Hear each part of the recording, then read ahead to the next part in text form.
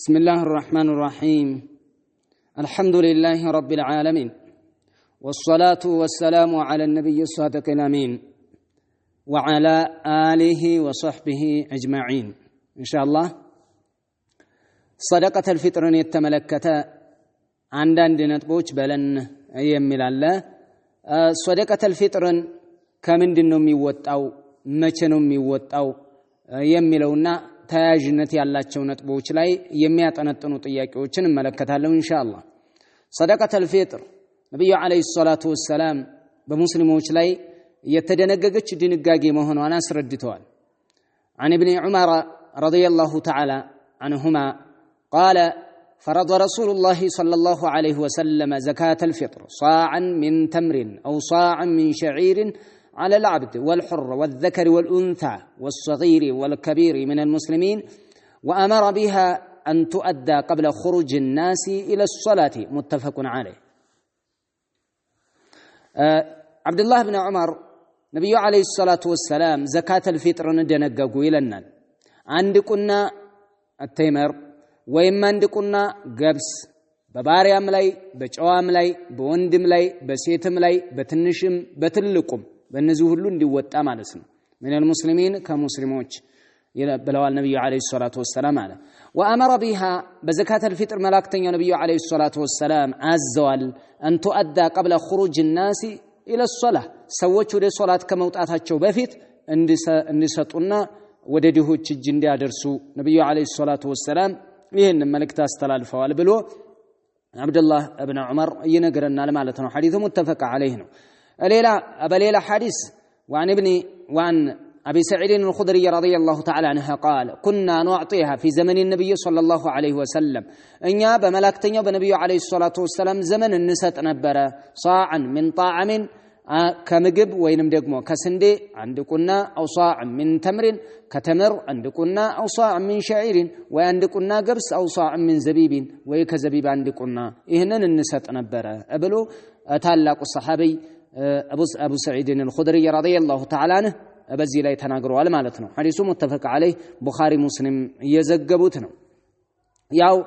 ከሌላም እንደዚሁ የመጣ አለ። ያው እንተንን በተመለከተ በስንዴ ጉዳይ ላይ ማለት ነው። በስንዴ ጉዳይ ላይ ግማሽ ነው የሚሰጠው። ግማሽ ከአንድ ቁና ወይም 3 ኪሎ ግራም ከ2.5 ኪሎ ግራም እስከ 3 ኪሎ ግራም ድረስ ያለ ነው የተቀመጠለት ነገር ስፔሲፊክ ተደርጎ ወይንም ደግሞ ይሄን ያክል ነው ተብሎ የተወሰነ ነገር የለም። ለዚህ ነው ምንድነው የሚያደርጉት ፈትወ ዳኢማዎች እስከ 3 ኪሎ ግራም ድረስ ብለው እየወሰዱበት ሁኔታ አለ እና ከገብስ ግማሽ ነው የሚወጣው ሙሉ ነው የሚወጣው በሚለው ጉዳይ ላይ አቡ ሰዒድ አልኹድሪ ረዲየላሁ ተዓላ ዐንሁ እየተናገሩት ነገር አለ። አማ እኔማ فلا أزال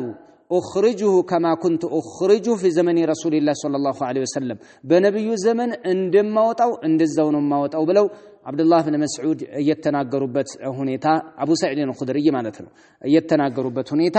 አለ። ስለዚህ በዚህ ጉዳይ ላይ ነው እንትን የምንለው የሙስሊም ብቻ እየዘገቡት ነው። ወለአቢ ዳውድ لا اخرج ابدا الا صاع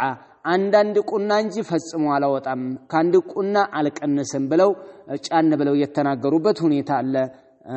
አቡ ሰዒድ አልኹድሪ ማለት ነው። በዚህ ላይ እየነገሩን ነገር አለ። ያው እመጣበታለሁ ኢንሻአላህ። አሁን ያው ዘካተል ፊጥሩ ከነዚህ እህል ወይንም ደግሞ ከነዚህ ከቆጠርናቸው እንደሚወጣ وعن ابن عباس رضي الله تعالى عنه قال تعلق صحابي ابن عباس دغمو يتناغروت الله قال فرض رسول الله صلى الله عليه وسلم زكاة الفطر نبي عليه الصلاة والسلام ملاكتنياو زكاة الفطر دنگگوال አለ زكاة الفطر من طهرة للصائم من اللغو ለጾመኞች ካሳለፉት ዛዛታ ወረፈት እንደዚሁ ደግሞ እኩይ ስለሆኑ መጥፎ ተርፍ ወሬዎችና ያው መጥፎ ነገራቶች ረመዳን ውስጥ የተፈጠሩት እንትኖች ማለት ነው ግብስብስ ነገራቶች ለነሱ ማጽጃ ይሆናል ብለዋል። ማጽጃ ሲሆኑ طهرة للصائم ለጾመኛ ለማጽጃ من اللغو ከተለያዩ ቀልድና ወረፈት ከዛዛታ መጥፎ ከሆኑ ነገራቶች ብዙ ትርፍ ነገር እናወራለን ብዙ ትርፍ ነገራቶች እናስባለን ብዙ ትርፍ ነገር ይኖራል። ያው ከባኢረ ዝኑብ ከሆነ እሱ ዋናው ተውባ ነው ትልልቅ ነገር ተደርጎ ከሆነ ማለት ነው ትልልቅ ወንጀሎች ተፈጽመው ከሆነ ከዛ ውጭ ባሉት ግን ለነሱ ማጽጃ ዛዛታ ጾማቸው ውስጥ ለተፈጠረው ነገር ማስወገጃና ማጽጃ ይሆናል ብለዋል ነብዩ አለይሂ ሰላቱ ወሰለም እንዲሁም ወጡዕመተን للمساكين ለምስኪኖችም ደግሞ ምግብ ድጎማ ሲሆን ብለዋል فمن أداها قبل الصلاة كصلاة فيت يسطات سو